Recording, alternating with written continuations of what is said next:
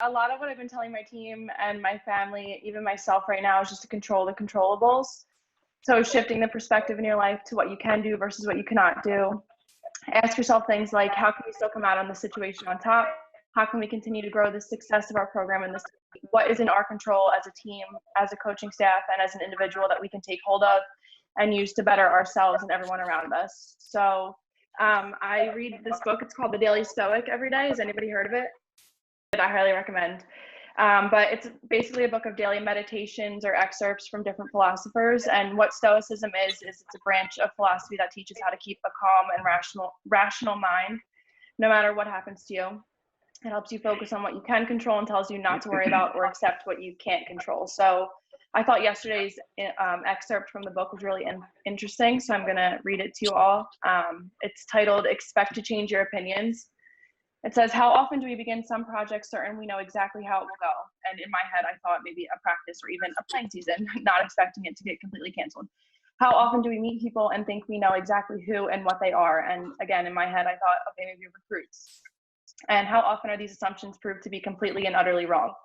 This is why we must fight our biases and preconceptions, because they are a liability. Ask yourself, what haven't I considered? Why is this thing the way it is? Am I part of the problem here or the solution? Could I be wrong here? Be doubly careful to honor what you do not know and then set that against the knowledge that you actually have. Remember, if there is one core teaching at the heart of this philosophy, it's that we're not as smart and as wise as we'd like to think we are.